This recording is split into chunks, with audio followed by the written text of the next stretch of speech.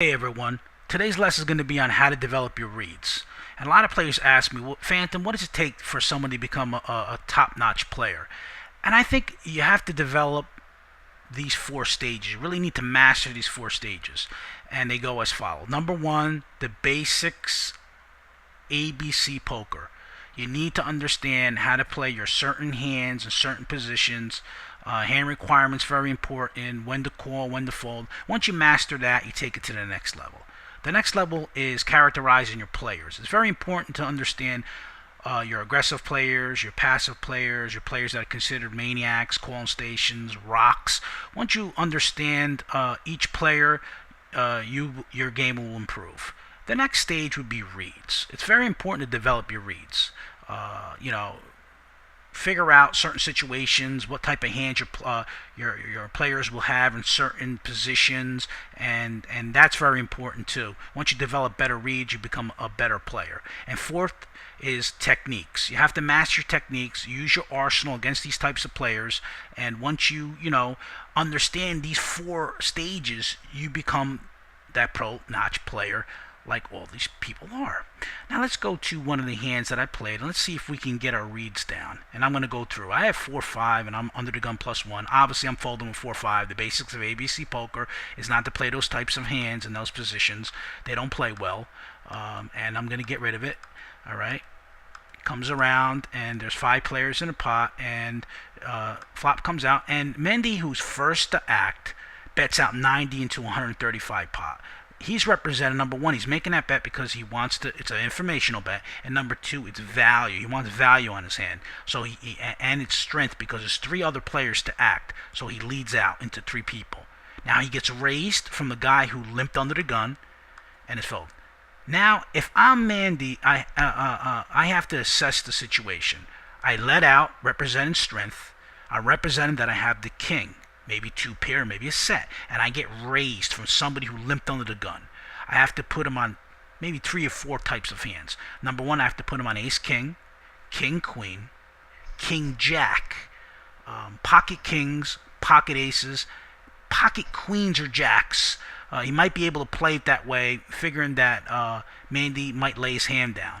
So what does Mandai do? Mandai pushes all in, and now the owl, what does the owl? Calls. And what's the result?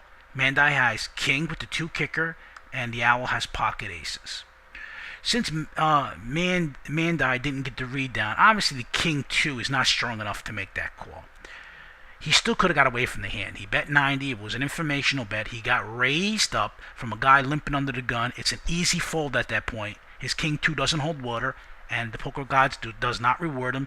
He ends up losing, and he's gone. Simple.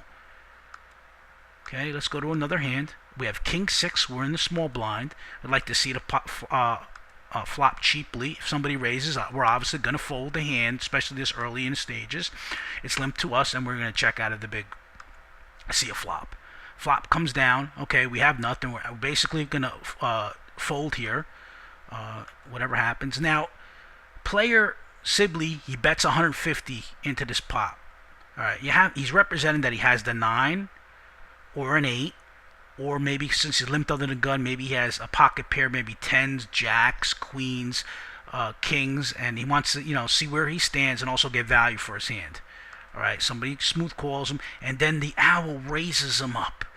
All right, you have to assess the situation. If you're Sibley, you have to think the owl limped in the, he checked out of the small blind. Now he's raised me a gun. He could be making a move on me, yes, but if I don't have the 9 here, I'm folding. There's no way I'm going to call. So what does the owl do? The owl calls the raise. All right. Now, if you're the owl, you have to assess the situation. The turn comes, it's a 4. It brings a backdoor draw, but I'm not afraid of the back draw if I'm the owl. Since Sibley made a strong bet and then called my raise, I have to put him either on an overs or pocket pair from 10s to aces. The only hand that I'm really concerned of if I'm the owl and I have the 9, I'm afraid that maybe he has pocket 8s. All right. So what I do is I check to him, and Sibley bets 90, and he bets that kind of an informational bet. He wants to see where he stands. He could be also betting that as being deceiving. He's trying to trick his opponent, where owl, since the owl raised him on the flop, he'll probably raise him again on the turn if he was trying to bluff, or maybe he had maybe a pocket nine with a lower kicker. So now he gets raised. Now if I'm Sibley, I have to assess the situation. He raised me again. Will he do it on a bluff? It's possible. But at this stage now is I need to have a strong hand to call this raise. It's the second time he raised. Now in the river, the jack comes. All right. The owl checks, and then Sibley bets again.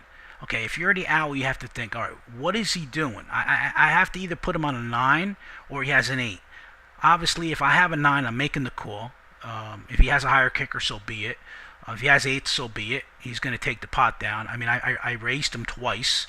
He only flat called me twice. So I have to say, maybe he has 8s. Maybe he has a 9 with the higher kicker since he lipped under the gun. Or he had pocket 10s. He has pocket jacks. I'm going to lose the hand if I have 9s. The owl calls.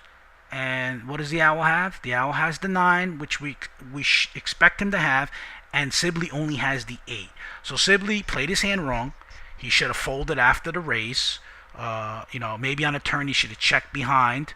And then, played his hand a little different. So obviously he played the hand wrong. He didn't get his reads down. He played a hand that he shouldn't have played, and he lost a big pot. That's why, guys, it's very important to develop your reads and only play your strong hand strong when you have to. When you have weak hands, there's no need to get involved with a guy who raises you. Just let the hand go. Live to another day. So today's lesson is develop your reads. I would practice maybe an hour or two after each tournament you played, and develop these 4 stages. And I'm telling you, if you master these 4 stages, you will become a better player. All I can say is I hope you enjoyed this lesson on developing your reads, and I hope to see you at the final table. Peace, everyone.